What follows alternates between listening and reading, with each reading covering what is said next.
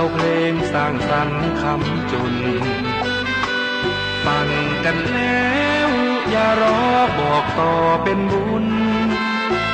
ขอให้ท่านคุณทั้งหลายบอกไปเถิดนาคำสอนพระองค์84,000 พระธรรมขันธ์ได้ทรงสร้างสรรค์เตือนใจไว้ทุกเวลาอย่าหลงมัวเมาจิตเฝ้าแต่ปรารถนารูปเวทนาสัญญาสังขารวิญญาณเห็นชัดพุทธคุณเหมือนบุญที่มาชวนเชิญสาระภาพเพลินชวนเชิญให้ทำเป็นทานฟังเอาไว้สดใสอุ่นใจเบิกบานพุทธธรรมตำนานท่องพุทธของพุทธองค์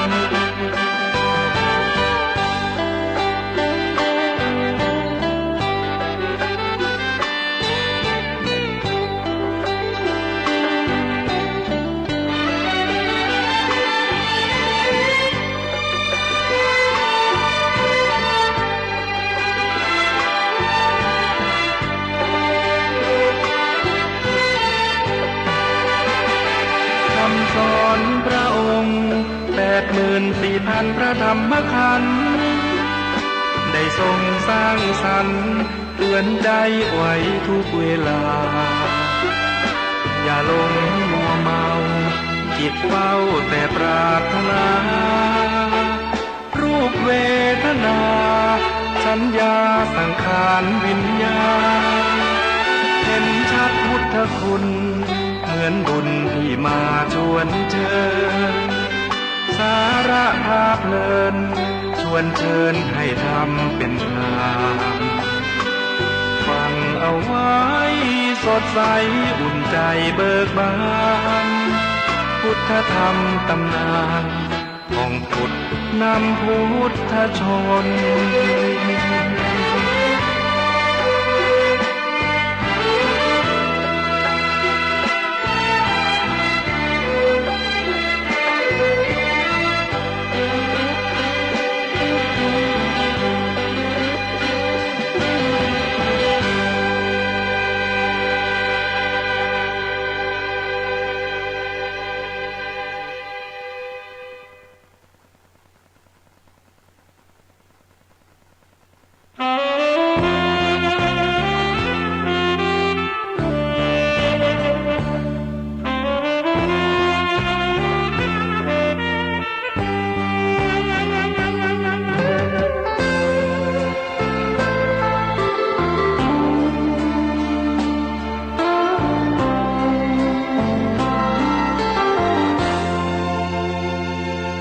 คน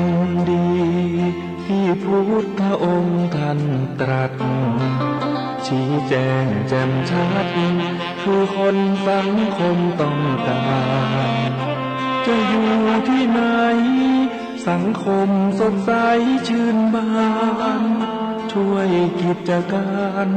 สังคมมนุษย์เจริญความดีทางของสัตบุรุษดีไม่เสื่อมทรุดคุณค่ามากมายเหลือเกินทุกยุคสมัยที่ใดใครก็ขอเชิญบทบาทก้าวเดินสังคมมนุษย์ศรัทธาใช่แล้วคนในอุดมคติสังคมเราดีพร้อมใจเฝ้าปรารถนาเลิศศีลธรรมพร้อมความกตัญญูตาชุ่มช่ำอุราเมื่อมาเจอคนที่ดีพนมมือพร้อมขอก้มลงกราบใจมันยอมรับประดับไว้ในชีวิตชั่วลูกเลนหลานตราบนานละลึกความดี แม้สิ้นชีวิตความดีก็ยังยิ่งยง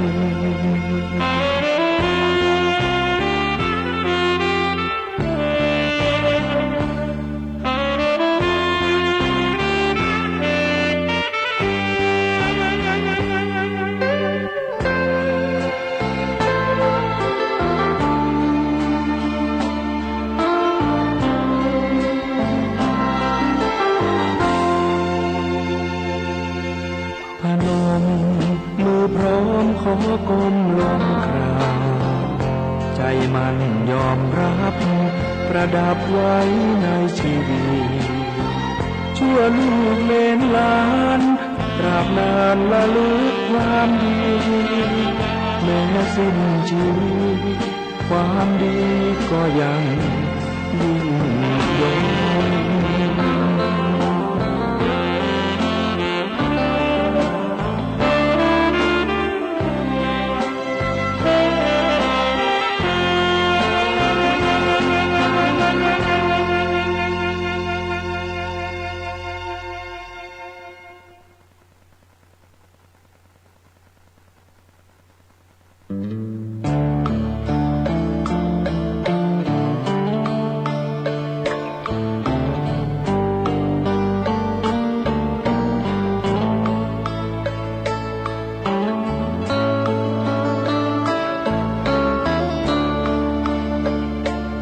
บวชใจบวชกันไหมพี่น้องไม่ใช้เงินทองเชิญทดลองบวชใจถือเอาศีลเช่นเป็นค่าครองห่มกายสลัดความร้ายแทนผมบนเกศาหยุดกรรมสตินำก่อบุญปัญญาเจือจุนคอยเพื่อกูลอุราผู้มีพระภาคนำชี้ดังเปิดตาหยุดหมกมุ่นหาลงแต่ทางมืดมนทำทั้งหลายมีใจเป็นหัวหน้ามีใจบัญชานำสู่ทางมรรคผลสำเร็จด้วยใจต่างบวชได้ทุกคนถึงภาระล้นบวชส่งผลอิ่มใจบวชใจบวชกันไหมวันนี้อย่ามัวรอรีลองสักทีรีบไวสมาธิจิตวันละนิดแจ่มใสทุกเพศทุกวัยเชิญบวชใจสร้างบุญ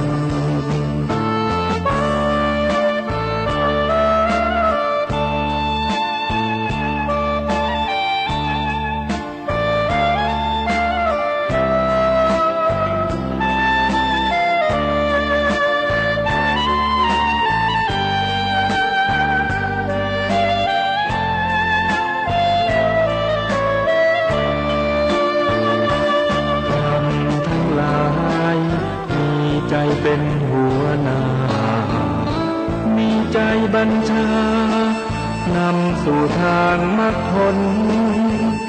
สำเร็จด้วยใจต่างบวชได้ทุกคนถึงภาระล้น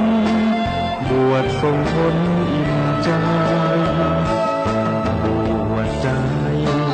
บวชกันไหมวันนี้อย่ามัวรอรีลองสักทีรีบไวสมาธิจิตวันละนิดแจ่มใสทุกเพศทุกวัยเชิญบวชใจสร้างบุญ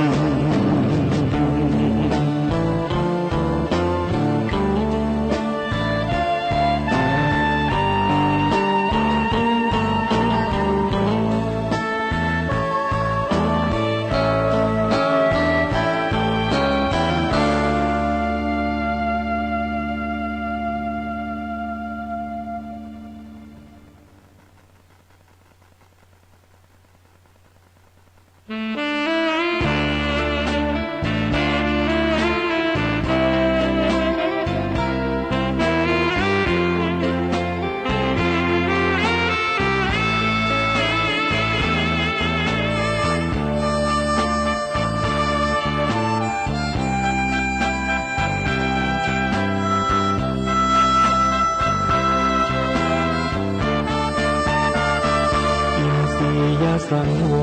รคือการสำรวมเอาไว้ ตาลิ้นกายใจจมูกหูที่รู้สัมผัสระวังระวัยสิ่งใดที่ต้องจำกัดควรฝึกควรหัดปฏิบัติอินทรีย์สังวรรูปรสกลิ่นเสียงมีกายมีใจเรียนรู้เพ่งพิจตรองดูตาและหูพึงรู้ไว้ก่อนความคิดว่าจะอยากหนาเอามาพันพรปิดปากนอกก่อนแล้วจึงปิดปากในพูดมากเรื่องมากพูดน้อยก็มีเรื่องน้อยไม่พูดเพียงหน่อยก็พลอยไม่มีเรื่องใดคิดมากทุกมากคิดน้อยทุกน้อยจริงไหมร้ายดีแยกได้ยาวใส่ไว้ในอารมณ์อินทรียสังวรจัดการให้มันสมบูรณ์เอาไว้เป็นทุนได้เกื้อหนุนสร้างแนวความคมกิเลสใดๆจะได้ไม่มาถล่มธรรมะชัยห่มเพียงบ่มอินทรีย์สังวร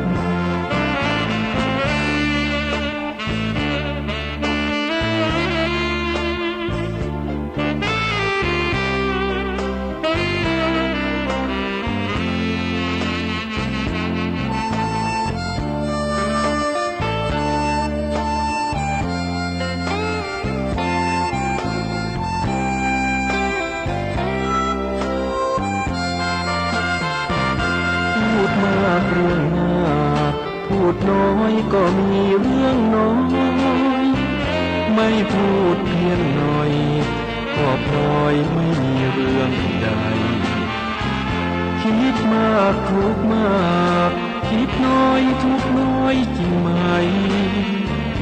ร้ายดีแยกได้อย่าเอาใส่ไว้ในอารมณ์อินทรียสังวรจัดการให้มันสมบูรณ์เอาไว้เป็นทุนได้เกื้อหนุนสร้างแนวความคมกิเลสใดๆจะได้ไม่มาถล่มธรรมะชัยห่มเพียรบ่มอินทรีย์สังว